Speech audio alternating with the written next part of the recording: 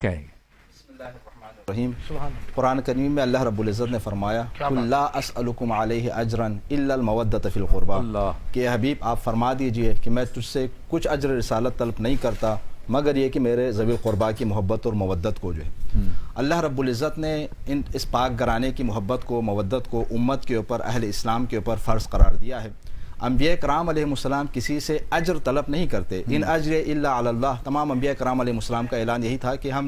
ہمارا جو اجر ہے وہ اللہ رب العزت کے ذمہ ہے۔ واہ واہ واہ۔ لیکن اللہ تعالیٰ نے یہاں پر خود حضور اکرم سے کہلوایا کہ قل لا اسألکم علیہ اجرا الا المودۃ فی القربى، تو اللہ رب العزت کے حکم سے حضور اکرم صلی اللہ علیہ وسلم نے ان کی محبت کو جو ہے طلب فرمایا۔ تو ان ہستیوں کے ساتھ محبت رکھنا یہ ہمارے ایمان کا فریضہ ہے۔ جہاں تک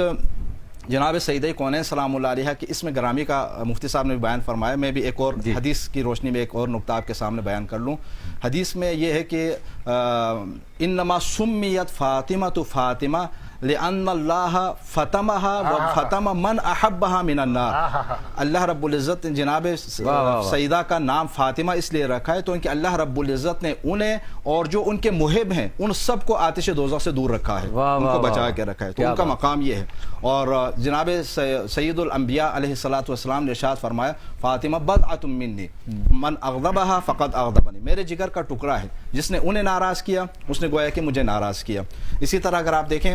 حضور اکرم صلی اللہ علیہ وسلم کا ایک اور انتہائی خوبصورت فرمان ہے کہ ان اللہ یغضب لغضب فاطمہ ویرضی لرضاها، اللہ رب العزت جناب سیدہ کونین سلام اللہ علیہ کے رضا پر راضی ہو جاتے ہیں اور ان کے غضبناک ہونے پر جناب اللہ رب العزت جو ہے وہ ناراض ہو جاتے ہیں، یعنی ان کی رضا کو معیار قرار دے رہے ہیں کسی اللہ رب العزت کے رضا اور غضبناک ہونے کا۔ تو ان کا جو مقام ہے جو مرتبہ ہے وہ اللہ رب العزت نے بھی بیان فرمایا قرآن کریم کے اندر، رسول اکرم صلی اللہ علیہ وسلم نے بھی بیان فرمایا، اور حضور اکرم صلی اللہ علیہ وسلم نے آپ کو سیدۃ النساء اہل الجنہ قرار دیا کہ تمام جنت کی جو خواتین ہیں ان کے آپ سید و سردار ہیں۔ روایت کے اندر یہ ہے کہ جو راوی بیان فرماتے ہیں کہ حضور اکرم صلی اللہ علیہ وسلم اپنے صحابی کے ساتھ تشریف فرما تھے تو ایک فرشتہ آئے، جو فرشتہ پہلی مرتبہ زمین کے اوپر آئے تھے۔ آپ صلی اللہ علیہ وسلم نے ارشاد فرمایا کہ یہ فرشتہ پہلی دفعہ ہے اور پتہ ہے کہ یہ کیا کہنے کے لیے آئے، یہ پیغام دے رہے ہیں کہ اللہ رب العزت نے ایک تو حضور اکرم کو سلام کہلوایا ہے اور اس کے ساتھ ساتھ یہ بشارت دی ہے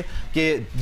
جوانان جنت کے سردار امام حسن اور امام حسین علیہ السلام ہے اور خواتین جنت کے سردار جناب سیدہ کونین سلام اللہ کے ذات۔ تو اللہ تعالیٰ نے یہ مقام عطا فرمایا اور یہی وجہ ہے کہ رسول اکرم صلی اللہ علیہ وسلم کے ساتھ جب بھی ملاقات ہوتی تھی، پیغمبر اکرم آپ سے جب ملنے کے لیے تشریف لاتے تو جناب سیدہ کونین سلام اللہ علیہ آپ کو اپنے مقام کے اوپر بٹھا دیتی، یا جناب سیدہ آپ سے جب ملنے کے لیے تشریف لے جاتی تو حضور اکرم آگے بڑھ کر آپ کا استقبال فرماتے اور اپنے مقام کے اوپر آپ کو بٹھاتے تھے اور اسی جگہ کے اوپر، اور آپ کے ہاتھوں کا بوسہ لے لیتے۔ اور بعض روایات کے اندر یہ بھی ملتا ہے کہ جب آپ باہر سفر پر تشریف لے جاتے حضور اکرم صلی اللہ علیہ وسلم کی ذات گرامی، تو سب سے آخر میں آپ اپنی بیٹی سے رخصت ہوتے اور انہیں خداحافظ کے خیر آپ یہاں سے تشریف لے جاتے اتنی محبت جی، اور پھر واپس جب تشریف لاتے مسافرت سے تو سب سے پہلے جس ہستی کے